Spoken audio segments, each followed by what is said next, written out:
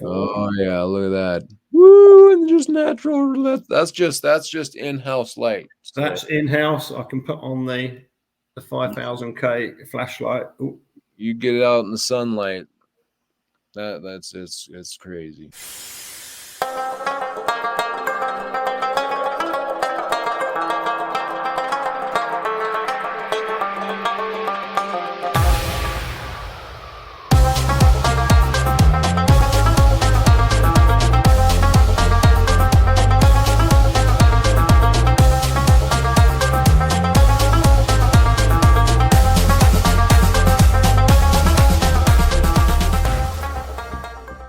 Let's talk some osmium.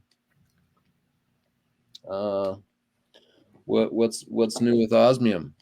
It's selling well. I'm excited. I'm going to the Osmium Symposium in May, so that's going to be awesome seeing their new headquarters.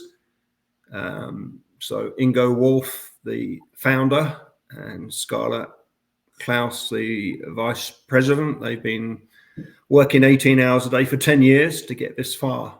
They've done an incredible job bringing to market the 8th and final precious metal in a beautiful form. So I'm excited, looking forward to that trip. Lots more interest. I see Space Miner. I did a little mini video. He received his first piece. I have not seen that yet. I gotta go check that out.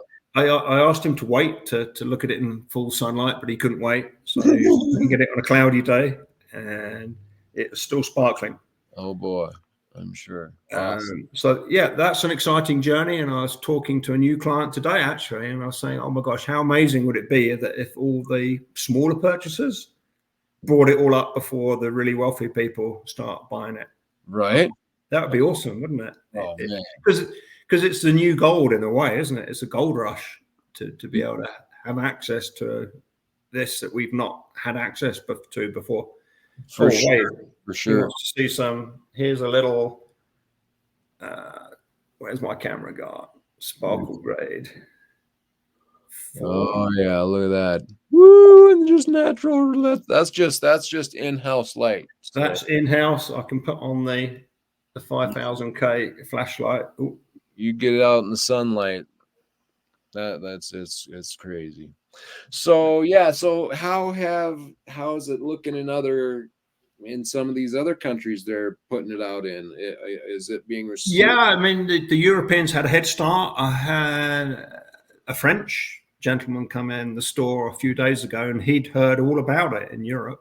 Oh, okay. So they've had the opportunity to they've been buying it for nearly 10 years. Yeah, so did he have some? He's seriously considering buying some of the 70,000 plus investment discs as compact wealth storage. So you can move it across borders, without any questions. My plan is, God willing, that the US will be the largest market. Okay. I mean, I wouldn't surprise me, but what are is that just where you're getting that from? Just thinking about it? What's your... I think the potential is there. I mean, there's a history of wealth preservation in precious metals, which is way larger than we think, because a lot of people are very private about it. I mean, obviously I can't reveal anything about who my clients are, but I'm surprised at the number of people who've been putting wealth away in precious metals for decades. Okay. And they've not been discouraged by the ups and downs, They're aware of what's... Yeah. I've got one close friend in Texas, and he says, when the government took silver out of money, that told me that I should be buying silver, and when the government suggests that it's a bad idea. I mean, at the time on the last 90% silver, I think the president or somebody high up in the government actually said, don't even bother front running by trying to buy up, stash all the silver coins, because we'll crash the price of silver. So ever since that, he said, if a government's telling me not to do it, Yep. it's probably a good idea to do it. Yep. And it's Yep. and it's just a brilliant way of saving as well, isn't it? Yeah. I have a friend who's in his 60s. He said, all my life, I've never had more than a few $1,000s in savings. But he's been steadily buying a bit of silver. He says, I've never had this much savings in my whole life. Well, I'm in the same boat as that guy. That's for sure. Yeah, and it does make you reevaluate what you spend on. And we all have that hunter, especially the guys, that hunter-gatherer instinct. You've got to go out and, it used to be go hunt for your food and your firewood and whatever. And so, that nature is still in us. So there's something about, isn't there? I mean, having a lump of silver, For sure. the tangibility of it, the weight. I'm thinking to just try to buy a piece off of you live right now, and then I can sell that piece live later on one of my auctions, and we'll document this whole process kind of so people can see. Yeah, that's a good idea. See how the code gets transferred and how you take it and whatnot. I've already bought a piece. You guys know about that, and I do have the code. And so if I wanted to sell it, I would have to go in and adjust that code. But I'm not going to sell that piece because that's my wife's piece that we're having put into some jewelry. But yeah, so that everybody can follow along on the process. What do you think about that, Ian? Sounds good. All right.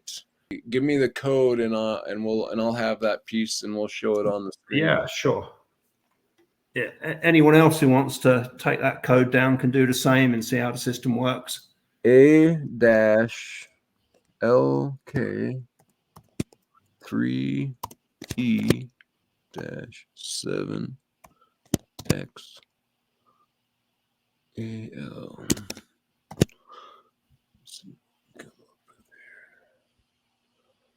Cool, there it is. All right, so let me share my screen. Voila. So there she is. Okay, so this is showing 5405 here. That's in euros. That's in euros. That's Yeah. probably why. How do I change that? Anyway, okay, so that's it. I don't know how I change my to dollars, but not a big deal. I think we're about 8-9% at the moment, roughly. Yeah. Okay. So you have my code and you can run that or my banking information. Okay. Let's run that, and then you would send me the code. I will send you the piece, and I'll send you a 6-digit change, what's called an OCC, ownership change code. Okay. And that can be to any email that you give. They they request an email and a valid phone number. Yeah, so I was excited to find that out, and again, why we're buying this piece is just I'm going to sell this on my site so that everyone understands the buying selling process and how it works. So yeah, I'm gonna be getting this piece and then turning around and selling it. And so when you buy the piece, they send you a code. And well, they send you 2 codes. One code is just the code for the piece itself, its identifier. And then the other code is a code that gives you access to their, how would you explain that, to their website where you can go in and click a button that says you can change, not only can you change ownership, you can also add possessor. So you can still own it, but somebody else can be looking after it for it, or your jeweler, goldsmith could be making a piece with it. So you can register them as the possessor, but you still stay the owner. So there's a real security in the whole system. They thought it through carefully. What if people are getting multiple pieces made into jewelry? Mistakes can happen, but at least you can prove, no, this is my piece. Right. Okay. And the range of shapes and sizes is over 250 from 2mm squares right up to 4.5-inch discs. They got shapes, got animals. So they've got a reasonable range. Yep. Oh yeah, thanks, Neil. Yeah, 1,500 times more rare than gold. Yep. And so so you get that in, you have those different options. Like you say, you can even give it to someone that has where you lend it out to, say, Ian, for him to sell it to you. You can click that button that says you're loaning it out for some dealer to sell it for you, or you can say that it's up for sale yourself. Yeah. And then, so if I'm going to auction and I put it up in auction and someone buys it, yeah, I'll just click that over, and then we can do the transaction. And then then it would be the Osmium Institute that would send them the new code, wouldn't it be? Or how would that work? To the email that's linked to the existing ownership code. Yeah. Right. So then I would be out of it after you buy it. You would then receive the ownership code from the Osmium Institute directly. So when we're doing that right now. So I bought this piece right here that we're looking at. It's a uppercase I or a bar. And so once he ships this out to me, I'm going to be having it in one of my upcoming auctions, perhaps next week's if it all pans out. Or I'll see if I can't get it off to you tomorrow.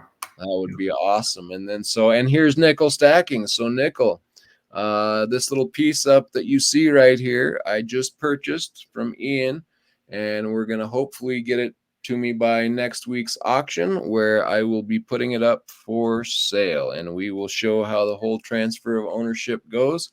This piece is so hopefully, I'm going to be up in next week's auction. So can you expand the picture, the first picture on the block of free pictures? Does that expand? Let me see here. Can you click on that and blow that? Boom. Wow, look at that, guys. That is just beautiful. Oh, that's so cool. And then, so guys, you can just take this and set it on your counter and take a picture of it like they did here. And it will. So how would you do that, Ian? You would go to their site, probably Osmium Institute, and submit that picture and let them scan it. Or how does the scanning by picture work? Do you know? So they keep on file every piece they cut. They cut it, they weigh it, they check the quality, they write the description, they write down the sparkle grade and the weight. So that goes with high resolution 2D photographs and also a 3D scan.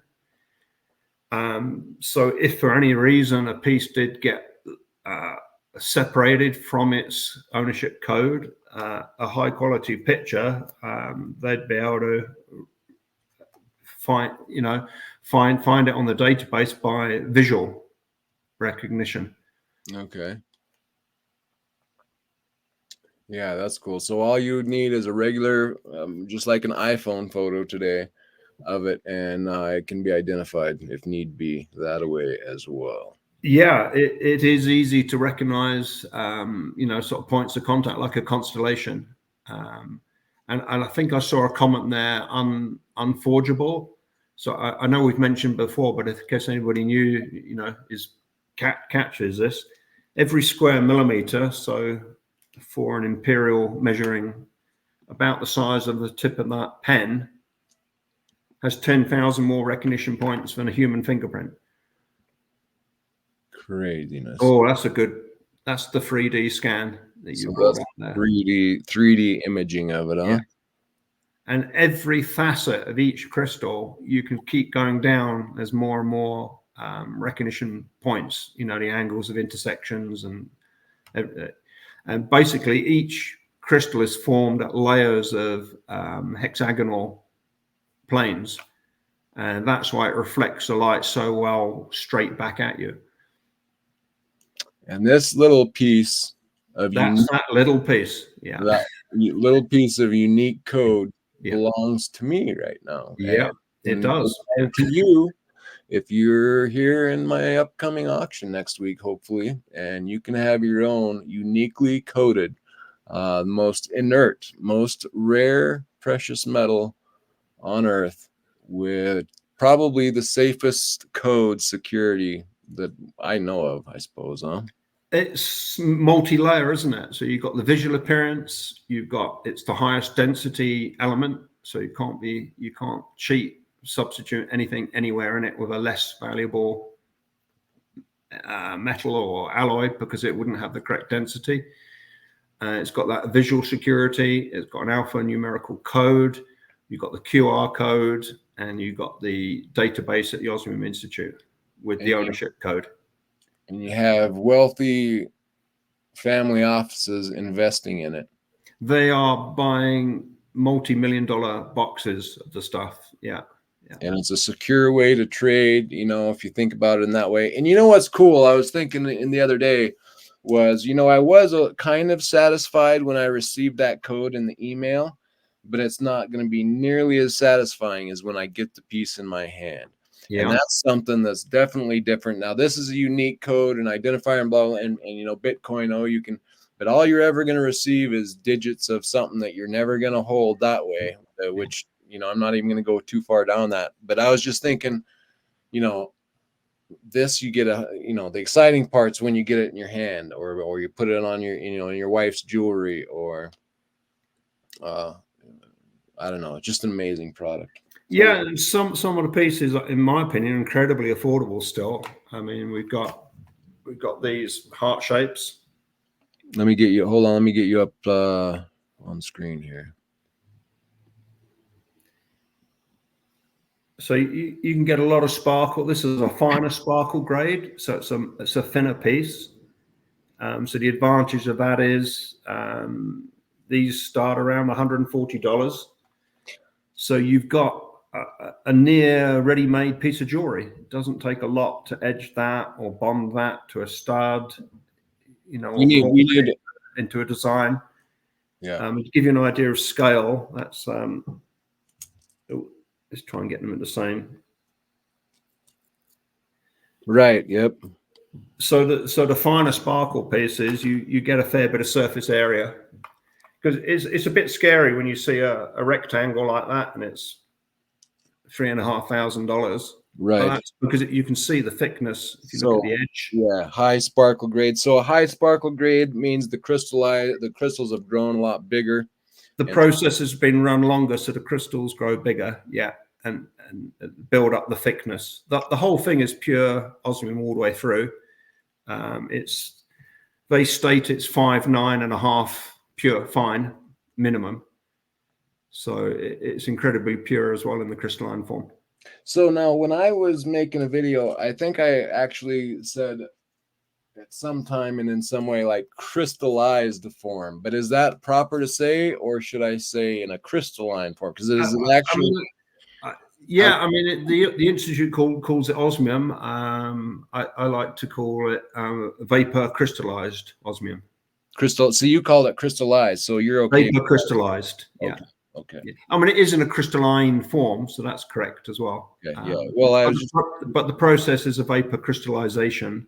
Sure. Okay. They have to heat it to over 9,000 Fahrenheit to get the osmium into a vapor, and then coax it to crystallize in an even way. Okay. Yeah. Okay. So. Seeing the bears in the background, they do a bear as well. So he's pretty cute. These are going to do well since we have brown bears, black bears, grizzly bears, and now we have osmium bears. Awesome.